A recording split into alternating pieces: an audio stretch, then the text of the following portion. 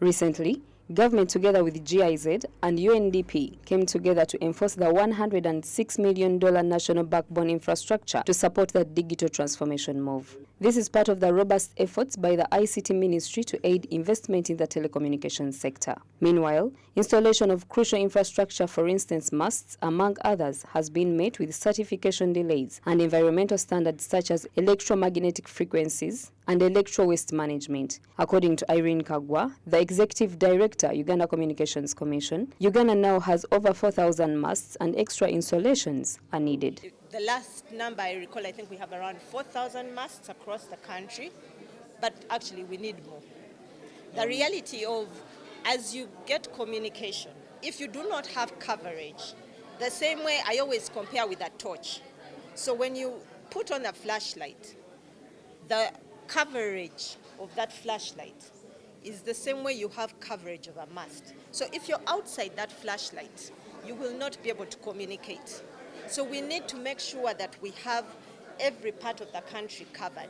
The growing telecommunications sector, current bracing for the fifth generation models, has been crucial to the growth of information technology-enabled services. For example, in the business process outsourcing sector, where the association boasts of 38 members across call centers and services like debt collection. We have various jobs, many jobs, in terms of customer service, in terms of debt collection, recoveries, in terms of business support. All those jobs are both locally and internationally.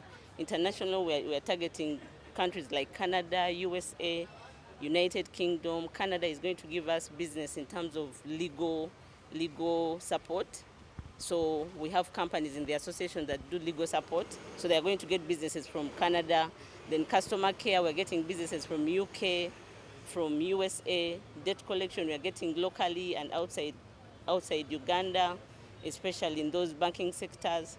According to the Ministry of ICT, infrastructure setup challenges, for example, descent over masts and environmental-related concerns in regard to radiation, have been increasing since 2013. Irrespective of that, UCC is still tasked to ensure that ICT facilitates socio-economic development backed by infrastructure development and supportive policies. We emphasize that as much as we need the infrastructure to improve on the quality of the services that are being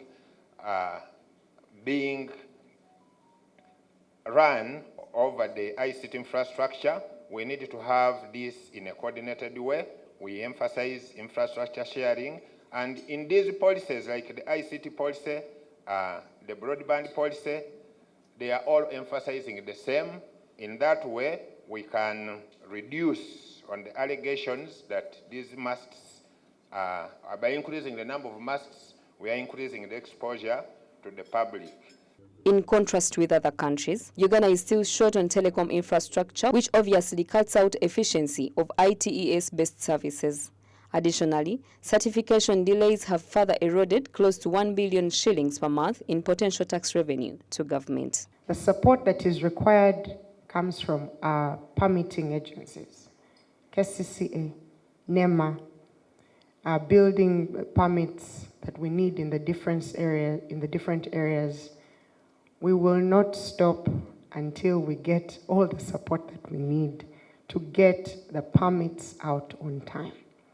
We have done research that shows for every tower that is delayed 1 month, 2 months, 3 months, 4 months, Government of Uganda loses close to 1 billion shillings per month in taxes. And it goes to show that we all have a role to play in supporting the telecom industry, but in moving our country forward.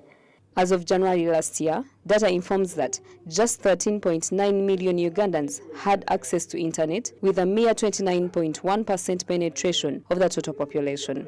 Sector investment, operational expenses, and costly services have jointly affected growth of the sector and market uptake. Naomi Mtumba, Smart 24 TV, Business Today. For UCC.